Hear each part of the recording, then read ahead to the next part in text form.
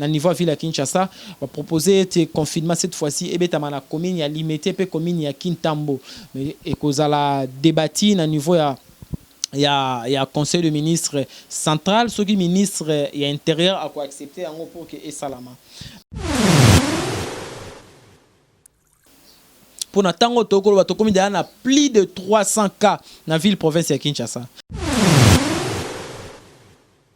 avant déjà au moment microcrédit mogo banque kututé na otanga komboté ba microcrédit wana wa mike wana azaka na deux extensions na ville province ya Kinshasa moko eza na Lukunga musu eza na Moamba siko eza nini batu ya Changu binonso boya na Moamba bokutana batu ya Moamba tona ba Changu c'est-à-dire ba commune nyonso ya Changu wana Sele Maluku Njili Masina Kimbanteke boye na Moamba bokuti da ba commune ya Moamba Matete Kisenso Ngaba Lemba Limete bokoma boni moi lupangu wango oyo azo louer ache moi microcrédit na yango tala mukie batu nyonso Lukunga ba commune nyonso ba monga fula ba nini tout ça là batu nyonso ya kote ya funa bino bosangani na Lukunga ndeko na ngai Banque centrale du Congo monsieur le gouverneur ya Banque centrale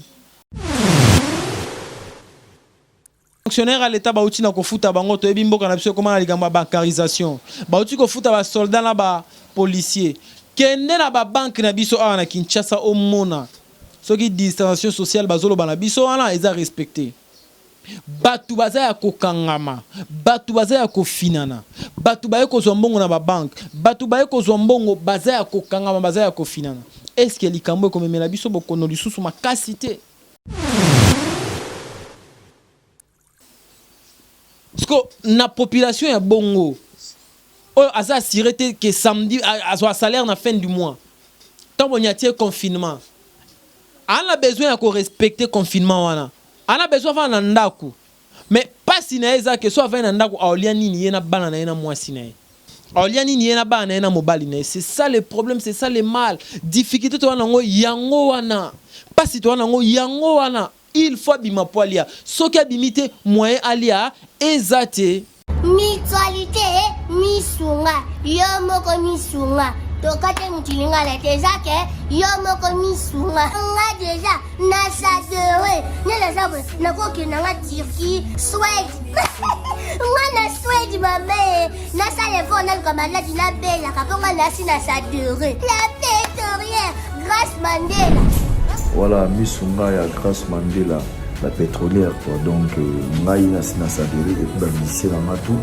baza pe kuna na bosenga bukende kuna parce que ngai mo na sina sadere na ba lycée na ngai misunga ya Grâce Mandela la pétrolière misunga ezali mutuelle na biso ya santé ngai moko na ba lycée na nga toza déjà na kati ya misunga ekopesa yo soin en cas de problème na mboka so pe sengi bima libanda et bimisio kaka misunga ya mama Grâce Mandela. Allô ngaya wa santé eza misunga ah hey okatelinga lingala pona santé mwana mon fils pour ma santé misunga ah okatelinga lingala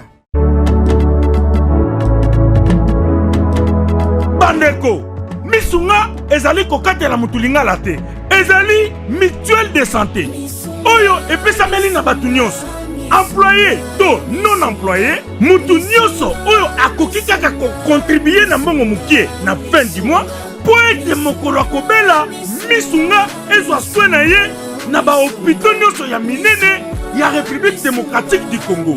Soki maladi na yo bakoki kotraite yango awa na Congo te misunga akozwa charge na yo okende kozwa soin na bamboka lokola Afrique du Sud, Turquie, Suède, Russie, to Inde. Kala mingi te na bamboka misusu. Soki mutu oyo misunga ezwaki charge na ye mpo na basoin nzambe akamati molimo na ye misunga akosokipe na mort na corbillard.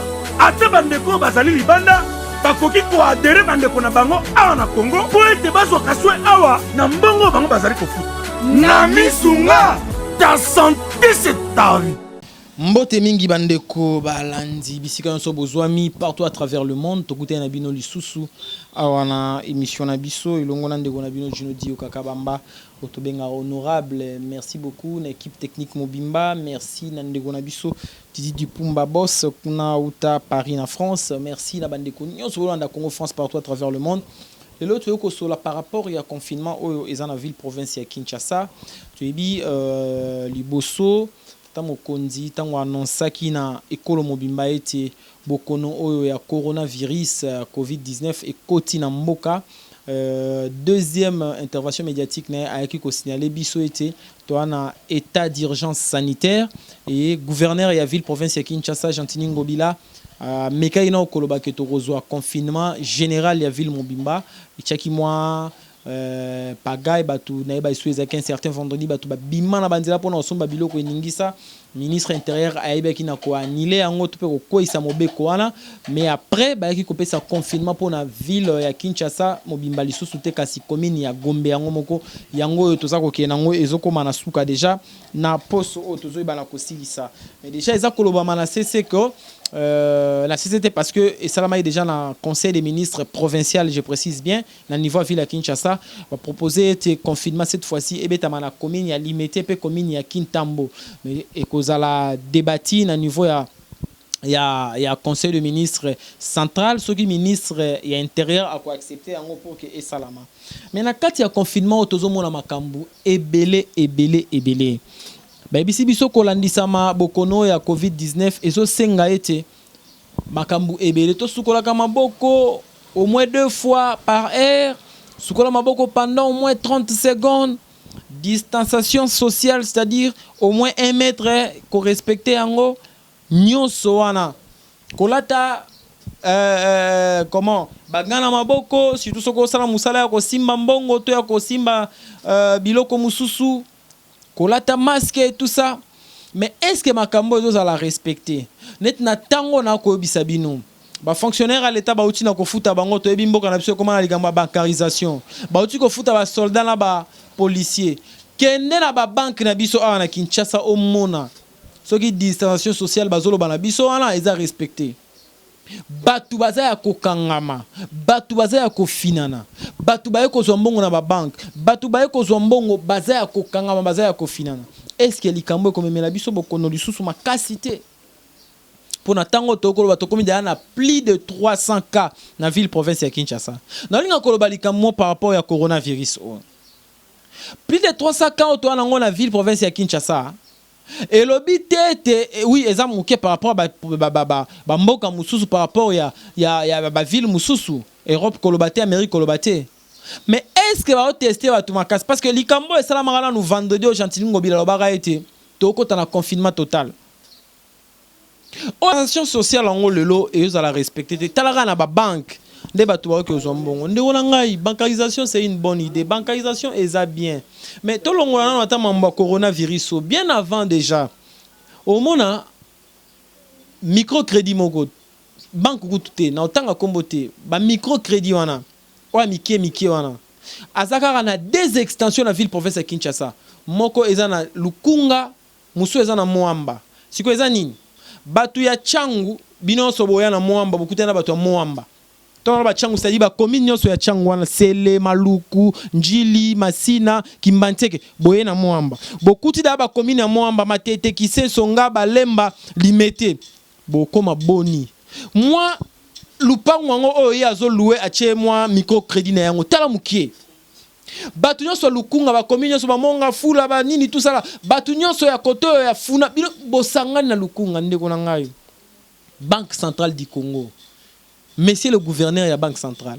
Tant que vous avez une bancarisation, tant que vous avez une comment. Mais je pense que la bancarisation déjà, ndeko azalaki, deo mutombo zalaki déjà. Pourquoi aux opesa mutu salaire par exemple là ba soldat, basé belé. Mais mutu na za tout monde ka microcrédit na wana a même pas na agence belé na Kinshasa. Ezana na banque mo ezana na Kinshasa wa tomba pe en banqueroute à Kanga. Banque wana azalaka na ba agence presque na ba commune nyonso. Au moins la commune musoza même na 2-3 agences. Il y a place banda ko futa batu. Au moins batu batemi belete. Du fait que ba agence na eze belé, batu wana oza mingiti.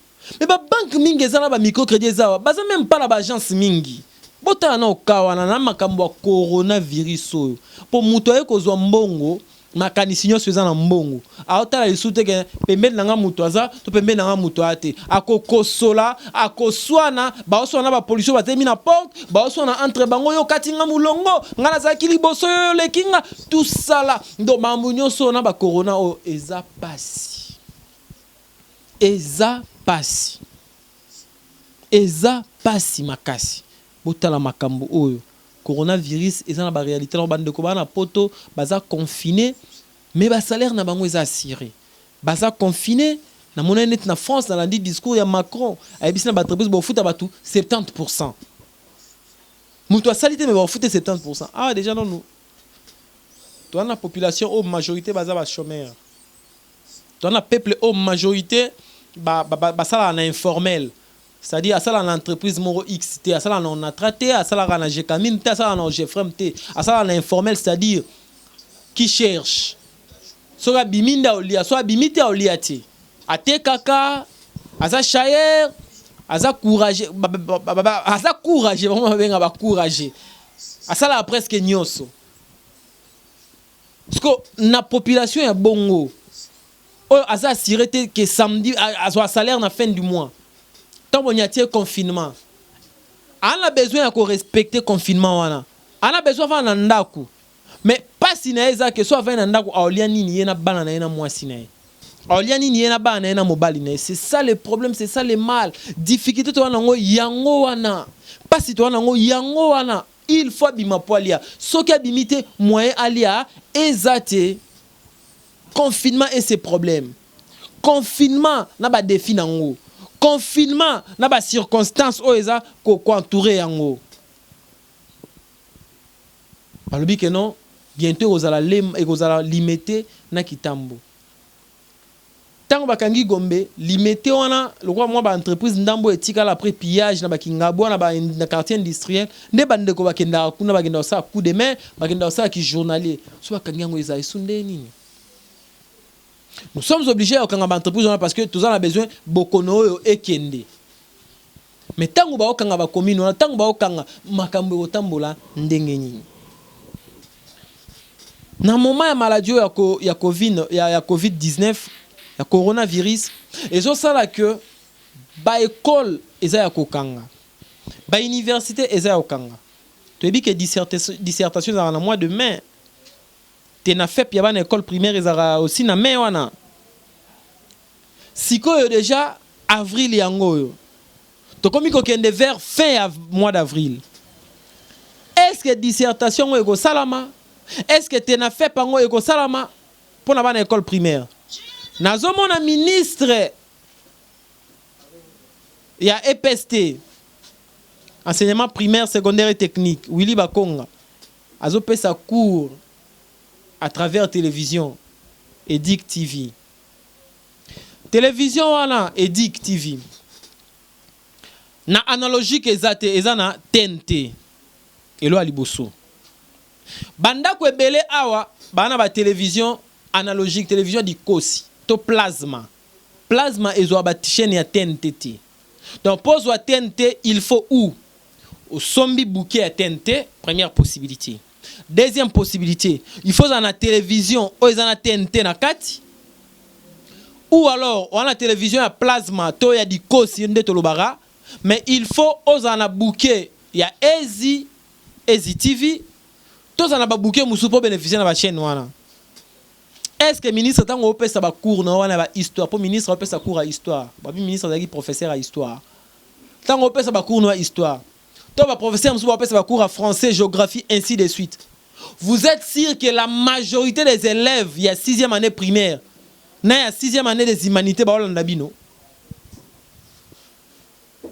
ko pesa cours à travers ces médias là c'est bien bon mais il faut pas s'assurer que la majorité des élèves il y a primaire il y a humanité ba olanda bino il y a élèves il y a terminal primaire terminal il y a humanité bon pesa la bino cours oui mais est-ce que ba olanda bino.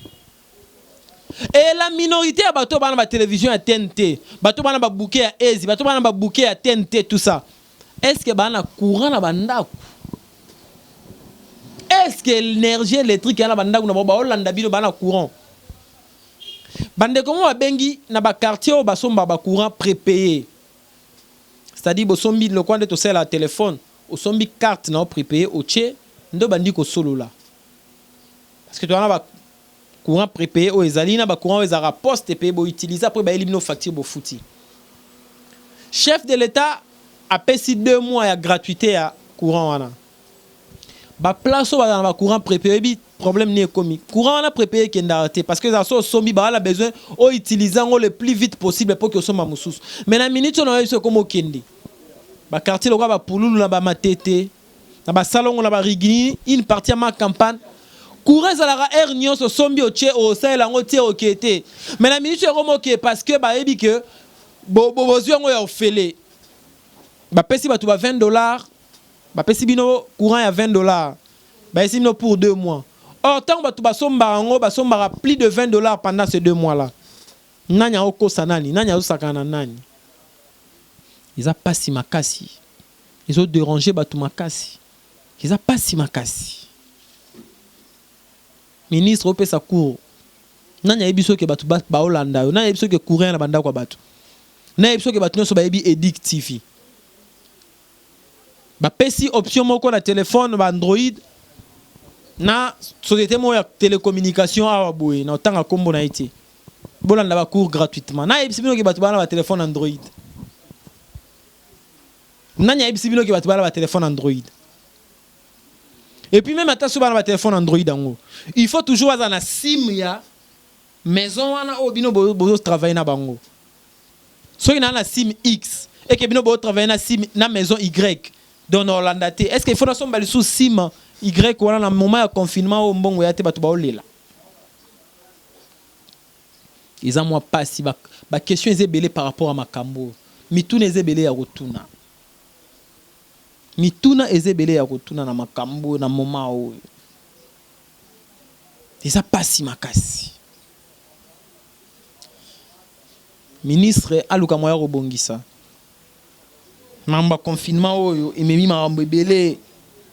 De remoi abi confiné kotitina bandaku confiné kotitina mabala tellement mbongo ya te confinement pe na ndaku ba tour ya rolia nde bakanga igombe ba kanga tour limité tour to lelo to lelo bito liate ils a pas si c'est difficile c'est dur mambo tozoloba ils ont ça la peine pas si année scolaire pe année académique oyo 2019 2020 et mi maman wala année blanche tonde nini so nzamba sungi que coronavirus na Congo esili mwa noki ou alors grandes vacances aux alaté